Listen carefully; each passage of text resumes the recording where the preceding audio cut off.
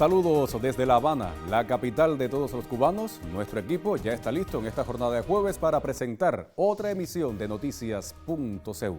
Lo hacemos en titulares. Primer ministro de Cuba, Manuel Marrero Cruz, recorre comunidades de Cauto Cristo junto a autoridades granmenses tras graves inundaciones del huracán Melissa. Delegaciones oficiales de 16 países participarán en la 41ª edición de la Feria Internacional de La Habana FIAP 2025 a desarrollarse del 24 al 29 de noviembre. Cuba y China impulsan con el foro Hot-Team, Seminario de La Habana, la creación de un eje mediático sur-sur para contrarrestar el monopolio informativo occidental. Estos temas y muchos más en los próximos minutos. Soy Yaulén Arévalo. Ya comenzamos.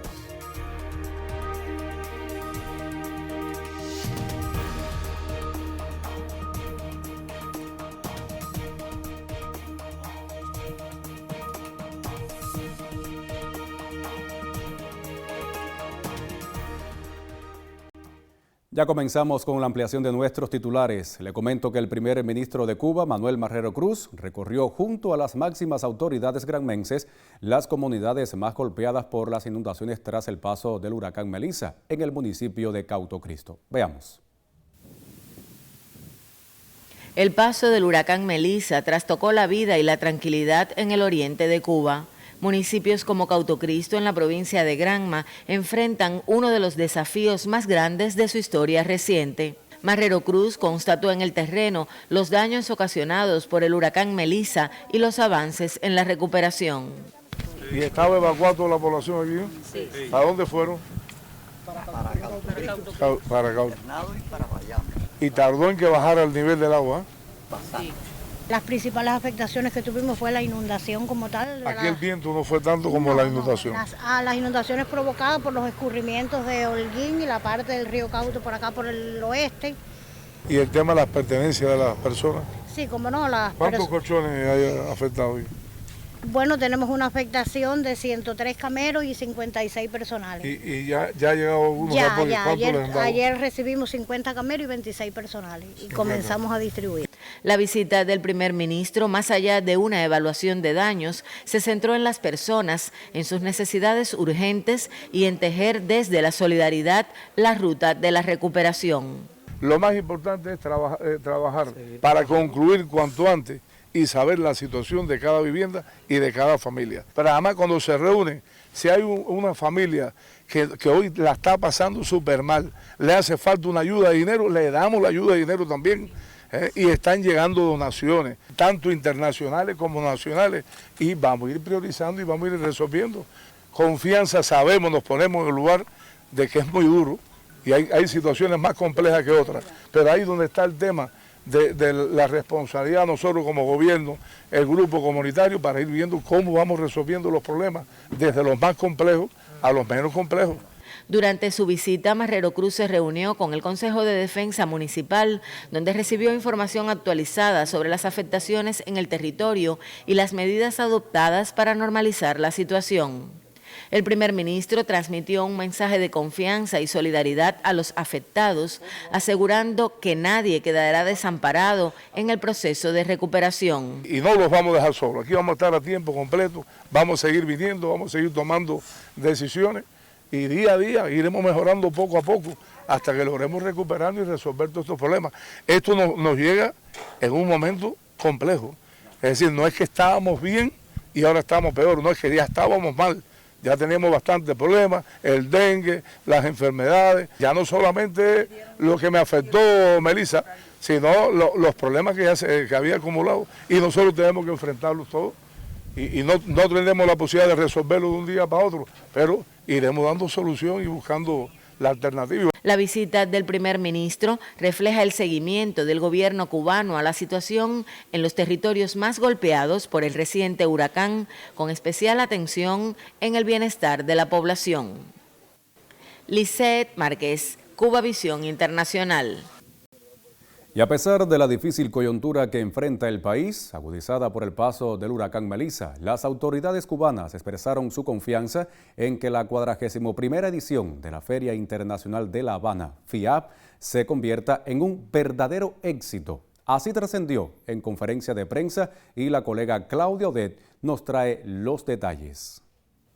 Efectivamente, colega, en la tarde de este miércoles tuvo lugar en el Palacio de Convenciones una conferencia de prensa para dar detalles de la edición 41 de la Feria Internacional de La Habana, FIAP 2025, a iniciar el venidero 24 de noviembre. Un espacio que consideramos de gran importancia para intercambiar e informar al empresariado nacional y extranjero sobre oportunidades de negocio, sobre el potencial productivo y exportador de nuestro país.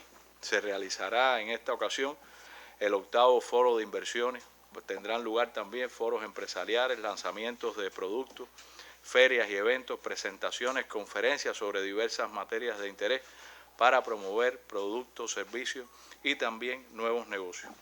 Van a participar hasta el momento unas 240 empresas cubanas, 181 estatales y empresas MIPYME, particularmente privadas, 61, en sectores de importancia como es la producción de alimentos, el sector agroalimentario, la salud y la biofarmacéutica y varias industrias importantes. Hasta el momento han confirmado su asistencia a la cita 16 delegaciones oficiales y estarán presentes los secretarios ejecutivos del ALBA-TCP, del Sistema Económico Latinoamericano y el secretario general de la Asociación Latinoamericana de Integración, entre otros. Y la ocasión será propicia también, por supuesto, para intercambiar de manera directa, además de las delegaciones, con empresarios, con todas las organizaciones, organismos que nos visitan y delegaciones oficiales. Nos parece que la feria está en condiciones de ser un evento exitoso. Fue un reporte de Claudia Odet y un equipo de Cubavisión Internacional para la presente emisión informativa. Gracias, Claudio, también al equipo que te acompaña. Nosotros hacemos una primera pausa informativa en nuestra emisión. Al regreso, haremos el habitual recorrido por las páginas condominio.cu. Quédese con nosotros, la señal de Cubavisión Internacional.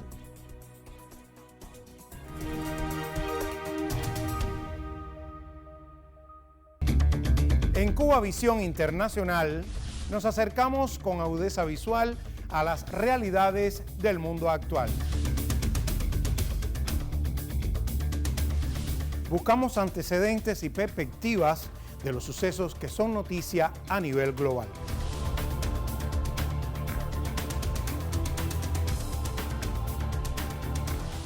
Todo esto y más lo puede encontrar en Mundo 2020, solo por Cubavisión Internacional.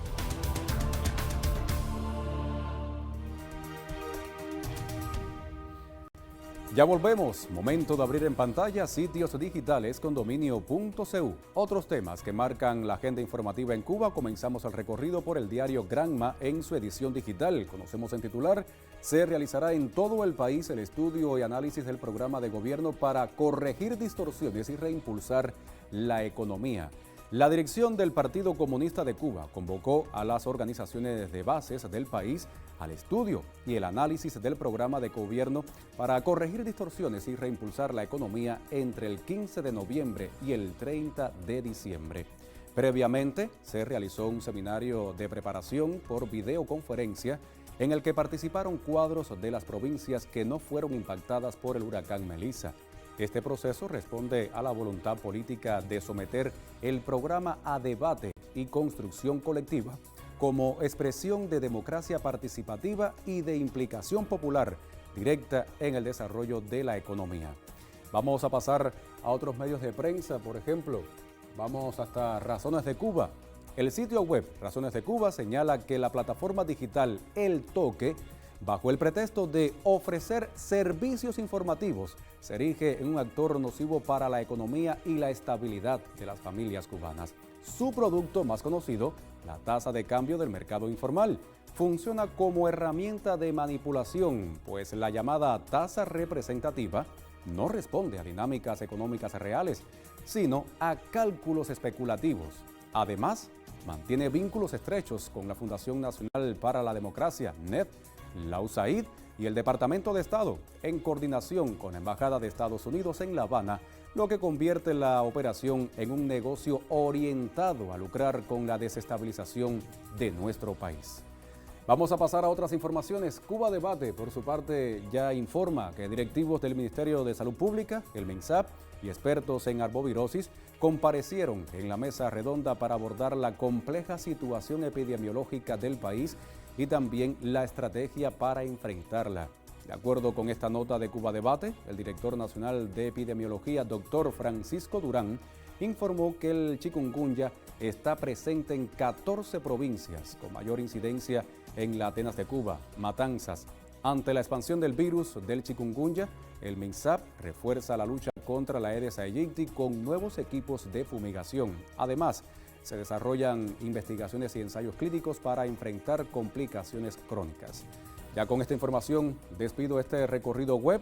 Usted manténgase en sintonía con nosotros. Al regreso tendré otras noticias.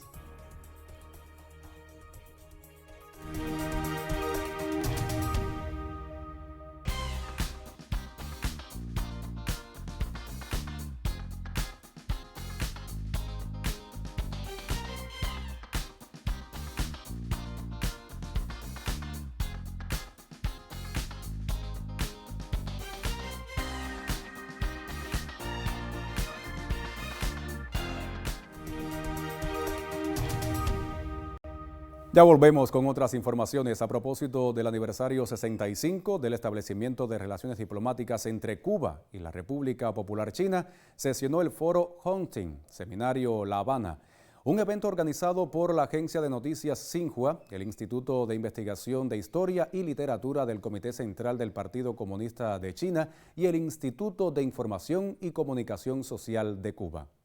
El foro de Hunting, que sesionó también en Beijing en días recientes, es considerado una iniciativa de alto valor ético y académico que busca fortalecer la unidad y la cooperación internacional y escuchar las voces del sur global con el propósito de conocer las particularidades y desafíos comunes. En medio de un contexto internacional que se torna más inseguro y enfrenta peligros como resultado del hegemonismo, el unilateralismo, las políticas de fuerza y las medidas coercitivas unilaterales, China se afianza como un baluarte de la paz, al tiempo que representa una esperanza para el sur global. China continuará elaborando la bandera de la construcción de la comunidad de futuro compartido de la humanidad, abogando por una multipolarización mundial equitativa y ordenada y por una globalización económica inclusiva y que beneficie a todos. Promoverá la igualdad entre todos los países, grandes y pequeños, y apoyará a cada nación en la búsqueda de un modelo de desarrollo acorde con sus condiciones nacionales. El embajador chino también significó que el gigante asiático colaborará con Cuba como buenos compañeros en la construcción del socialismo, como socios para el desarrollo común y como hermanos en la cooperación estratégica. Al mismo tiempo, trabajará junto con los países latinoamericanos, incluida Cuba, para construir los 5 programas de la solidaridad, el desarrollo, las civilizaciones, la paz y los pueblos, impulsando la construcción de la comunidad de futuro compartido entre China y América Latina y el Caribe para lograr prosperidad y desarrollo comunes. Por su parte, Alfonso Noya Martínez, presidente del Instituto de Información y Comunicación Social, destacó la necesidad de un orden comunicacional contrahegemónico, ético, justo, inclusivo y multipolar. El objetivo es amplificar la voz y consolidar la influencia de los medios del sur con narrativas propias que articulen un ecosistema más equitativo, sustentado en la independencia, la responsabilidad y la soberanía. Propuso la democratización del acceso a las nuevas tecnologías de la información y el uso de la inteligencia artificial para garantizar que el discurso predominante en las redes sociales digitales no sea privilegio de unos pocos.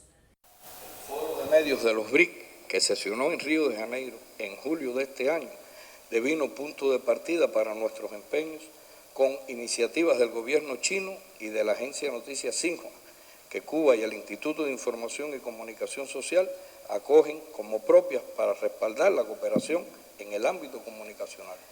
El foro de Hunting, Seminario La Habana, estuvo dividido en 2 momentos donde otros oradores abordaron temas medulares como el desarrollo económico y social y los nuevos horizontes para la cooperación mutuamente beneficiosa, todos relacionados con el desarrollo del 15º Plan Quinquenal que diseña el futuro no solo de China para el periodo 2026-2030. Valia Marquinezán, Cuba Visión Internacional. Y con este reporte finaliza nuestra emisión de Noticias.cu. Gracias por estar con nosotros. Recuerde que tendrá más informaciones en la emisión de las 2 y 6 de la tarde, hora local de nuestro país. Los dejo ahora en buena compañía con Ernesto Arturo Santana, quien les estará ofreciendo Zona Deportiva. Yo me despido. Hasta mañana.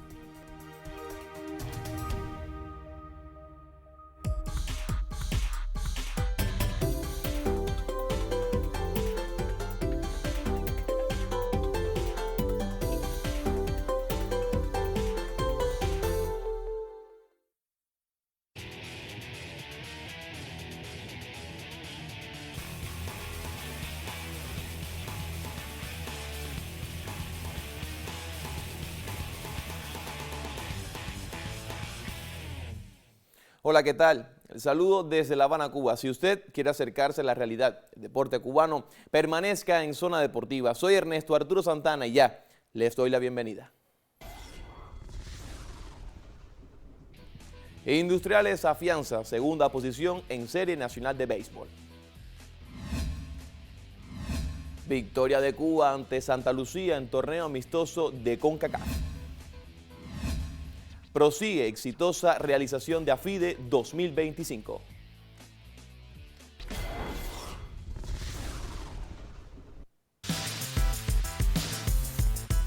Saludos, aquí nos encontramos en la Escuela Nacional de Voleibol desde La Habana, Cuba, la señal de Cubavisión Internacional en esta revista especial de voleibol de playa previa al Campeonato Mundial de esta disciplina en el sexo masculino.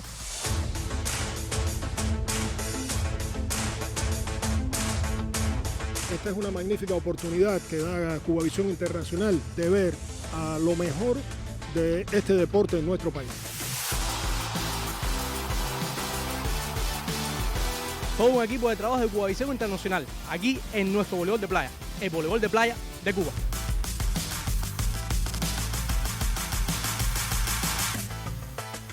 Una revista especial dedicada a la participación de Cuba en el Campeonato Mundial de Voleibol de Playa de AIDA, que comienza hoy en Australia. Cambiamos de temas.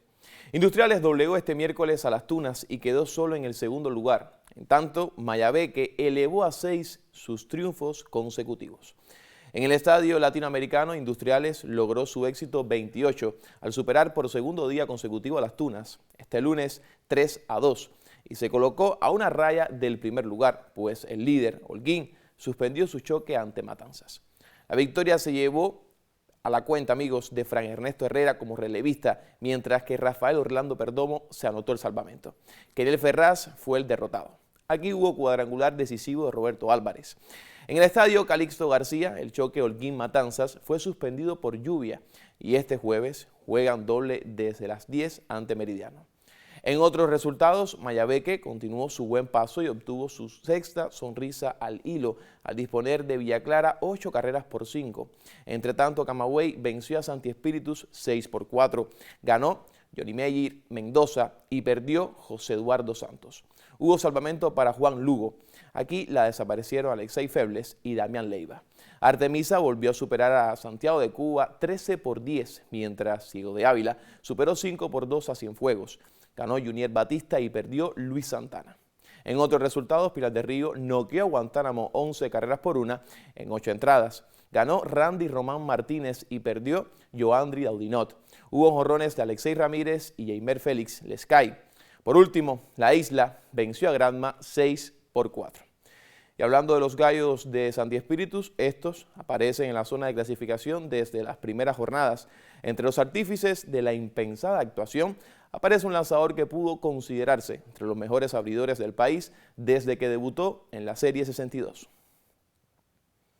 Un caballo para batallar con nombre de profeta han tenido los gallos. Desde la altura de 25 centímetros del montículo, José Isaías ha sido un gigante dominador en la temporada. El primer Grandales que ha estado en el béisbol cubano no solo es líder en juegos iniciados con 11, sino también en salidas de calidad al sumar 8. La disertación más reciente del derecho fue ante la poderosa artillería camagüeyana, dueña del mejor promedio ofensivo del torneo y entre las más prominentes en impulsadas, dobletes, jonrones, slugging y otros elementos estadísticos. Contra esa agresiva manada de toros, José Isaías capió 6 innings y un tercio, en los que espació 5 sencillos con una limpia, 3 ponches y un boleto. La labor le permitió llegar a 6 triunfos, con los cuales fue el primer abridor en alcanzar esa cifra en el campeonato. El rendimiento de ahora confirma el talento de Grandales, quien debutó en la temporada 60, pero que empezó a brillar en la 62, cuando se convirtió en el único pitcher espirituano que en el estreno como abridor firmó la victoria inicial frente a Industriales en el Latinoamericano. En esa serie nacional terminó la fase regular tercero en efectividad con 2.58, segundo en victorias, 9 y líder en salidas de calidad con 12 en 15 aperturas. En el pasado campeonato finalizó con 5-5 y 5 aperturas de calidad. En la Liga Élite participó en 6 de los éxitos que contribuyeron al título de Ciego de Ávila. La experiencia con los Tigres se le deparó 4 aperturas efectivas para ratificar que es un lanzador abridor ideal. Así lo demuestran que en ese rol acumula hasta hoy 56 juegos con 29 en los que cubrió 6 o más entradas, permitiendo 3 o menos carreras limpias.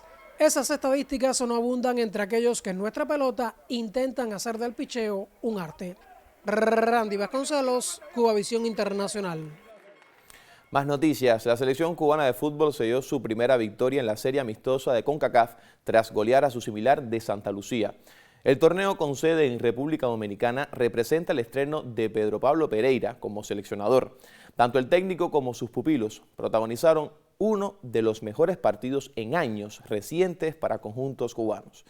Desde los primeros compases establecieron su dominio táctico, amparados en 4 jugadores de perfil ofensivo desde la zona central del campo. En la mitad inicial, los mediocampistas Romario Torres y Yasnier Matos garantizaron 2 dianas a partir de jugadas colectivas. Los contrarios nunca se asomaron a la portería de Yurdi Odelín, ni siquiera mediante disparos de larga distancia. Por su parte, el delantero Dairon Reyes añadió la sentencia en el complemento, consecuente con su estado de forma reciente en el Club de Comunicaciones de Guatemala. De esta manera llegarán repletos de ánimo al siguiente desafío contra Martinica, que sobre el papel aparece con un mayor nivel de dificultad por la relación directa de ese país con las selecciones francesas. Más noticias, amigos. Varios cubanos, entre ellos el campeón nacional Jorge Roberto Elías, fueron confirmados para el grupo principal de la Copa Revolución de Ajedrez, que desde este día hasta el próximo 17 de noviembre acogerá la capital mexicana. El camagüeyano se inscribió con el 5º mejor acumulado elo del segmento denominado Primera Fuerza, gracias a sus 2.490 puntos y escolta, entre otros, al también cubano que representa a México, Luis Ernesto Quesada, de 2.555. El francés Maël Boyer, dueño de 2.523, y el turco Isid Khan con 2.515.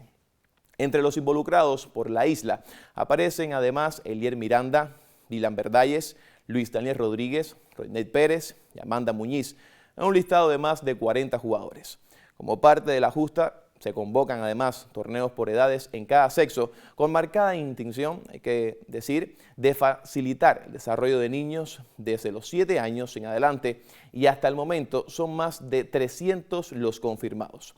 La Copa Revolución tuvo su primera edición en el año 2013, con convocatoria solo para partidas rápidas. Desde entonces ha evolucionado, creció en cantidad de participantes, pasó a formato de duelos clásicos y aumentó su fondo de premios. Vamos con otras notas del acontecer deportivo. El secretario de Estado de la República de Serbia, Ratko Nikolić, participa en la 11ª Convención Internacional de Educación Física y Deporte AFIDE 2025, que sesiona desde este lunes en el Palacio de las Convenciones de la capital cubana. La delegación del país europeo la integra además el ministro de Deportes Zoran Gajic. Nikolić, exjugador de balonmano de la Selección Nacional de Serbia, dialogó con nuestro colega Víctor Vitaliano Báez. ¿Qué puedo hablar de deporte cubano? Para mí es una potencia y que tiene una pena. Yo, como hablamos con el ministro de Deporte de Cuba, cuando jugamos en los Juegos Olímpicos de Sydney, los cubanos eran muy buenos. Hablamos de balonmano y los jugadores están saliendo y jugaron para otras selecciones o países de España, Hungría. Y como habla él, y está cambiando muchas cosas, y espero que dentro de poco Cuba va a hacer buenos resultados de deporte que yo espero que puede y que tiene por paciencia. sobre su participación como deportista en diferentes eventos. Eso, mi trabajo, eso es algo diferente. Por ejemplo, a mí me gustó más el entreno. Ahora no es duro físicamente, pero está duro en otro sitio. Ahora estoy trabajando para deporte. Antes jugó y para mí es más fácil ser jugador que esta cosa.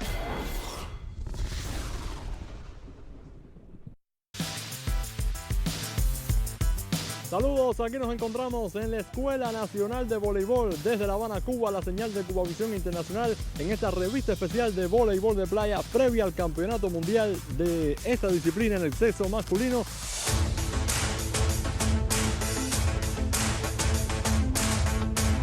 Esta es una magnífica oportunidad que da Cubavisión Internacional de ver a lo mejor de este deporte en nuestro país. Todo un equipo de trabajo de Cubavisión Internacional, aquí en nuestro voleibol de playa, el voleibol de playa de Cuba.